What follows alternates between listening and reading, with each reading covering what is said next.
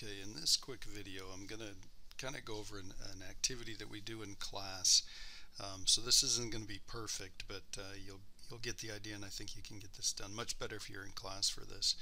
So in this particular activity, we're going to get two colored chips, and these chips have yellow on one side and red on the other. And if you have 30 of them on your desk or with you, you can do this activity. You don't need more than 30.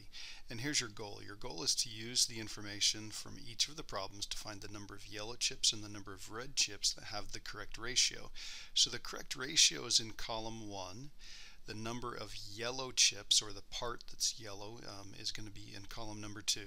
The red chips, the red part, is in number 3, and the total number of chips is column number 4. And these are kind of a good thing to keep track of, because these two are the parts of the ratio. They're not exactly these numbers right here. They're going to be bigger, and this is the whole. This is what they add up to. So none of these numbers are going to be bigger than 30. Okay. So the first few might take a little bit of trial and error and stuff like that, but you're going to get the hang of it, and then hopefully it won't be too bad. Problem number 11, so keep track of this. I haven't included the entire worksheet here. I kind of cut some of it out. But it does say on problem number 11, you want to see if you can figure out some sort of rule or some sort of method for figuring out the answers to each one of these problems, and then we'll do some checking on that on the back side. Okay, so here's the idea, and I'm going to do this. So I'm going to kind of model what we'd have here. So this would be 2 yellow chips. So if I did 2 yellow chips, I'm going to put them right here. There's one and there's another one. And then on the bottom, I'm going to do 3. Okay, so there's a ratio of 2 yellow to 3 red. But that's not enough, because if you add those together, that only adds up to 5, and we need 20. So what we're going to do is we're going to get some more chips. So we're going to do 2 more yellow chips, 3 more red chips. Okay, that would be another 5, so that's going to add up to 10.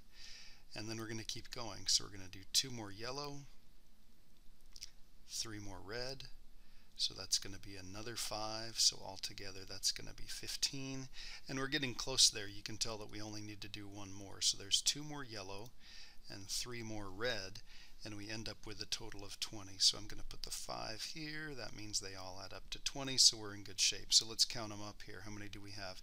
1, 2, 3, 4, 5, 6, 7, 8. We have 8 of the yellow ones. And we have 1, 2, 3, 4, 5, 6, 7, 8, 9, 10, 11, 12. So we have 12 of these. Okay, and the interesting thing is, once you know that you've got 8 of the yellow part is 8, and the whole part, all of them all together, is going to be 20, you know this one's got to be 12. And you can kind of use that to kind of start getting the idea of what's going on here. So let me move on to the next one, and then we'll do this one, and then I'll tell you what some of the other things are here. I really would encourage you to do this activity so you can figure this out for yourself. So you'll notice that this is the part of the chips that are yellow, and the whole number of chips altogether, regardless of color, is 30. Well, what that means is this is going to be 20 right here. So when they give you things like this, we can do a little bit of subtraction. That's kind of a hint. We can kind of go backwards, and we can do a little bit of subtracting and figure out that this has got to be 20. And then we just say, oh, well, if we're just doing yellow over red, that's going to be 10 over 20. So that means the reduced ratio, the reduced fraction, is going to be 1/2. Okay?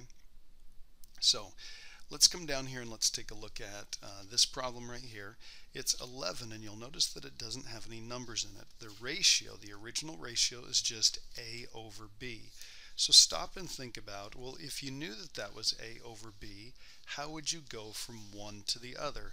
And it has a hint right there in red. It says you might want to consider the scale factor, like we did in the previous assignment.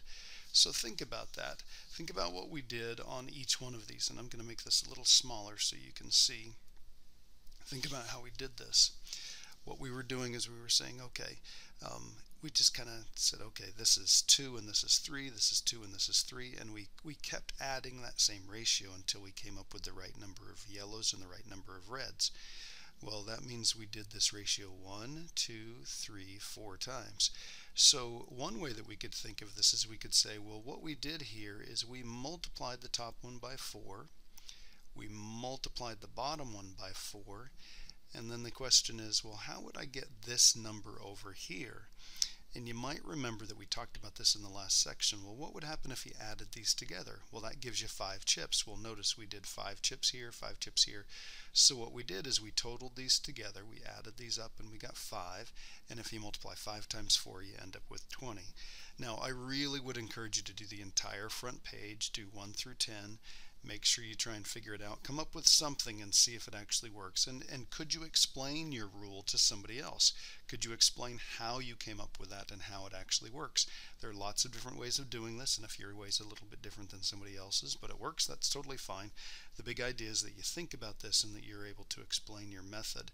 So I'm going to let you pause for a second. Please go through and do the first 10 problems, and then see if you can come up with your own answer to number 11. Okay, the hint there is a big one. It's a scale factor, and you'll notice that I used a scale factor right here. So let's say something like this. We're going to say x equals the scale factor. X is equal to the scale factor. So what we're going to do here is we're going to say, look, I'm scaling these up. I'm making these bigger. So I'm going to multiply this by x. So this is going to be a times x. I'm going to do the same thing here. I'm going to do b times x. And then how do we end up with this one right here? Well, if you stop and think about it, don't these always add together to be this one right here? So we would add those together. So I would get ax plus bx, and I could leave it like that. Or what if I did something really clever? And I'm hoping somebody notices something about this, and really bells should go off when you see expressions that are written like this. Notice that they both have an x in them. If they both have an x in them, we might as well factor this out. So let's factor this out, and I'm going to write a set of parentheses, and I'm going to do a plus b times x. Okay? Now, on the back side, it actually gives you an opportunity to go through and check and make sure that your rules actually work. So just copy down the rules that you came up with, and again, I'm going to write it like this. Whoops, a plus b times x, just to kind of keep with the structure there. Again, numbers normally go in front of the variables. And then I want you to go through and see, does this actually work? So what did you figure out was the scale factor on this one? What did you figure out was the scale factor on this one, and so forth, and see if it actually works. Great exercise. It's a good thing to do as a group activity. If you are doing this on your own, it does make it a little tougher, but hopefully you've got the idea.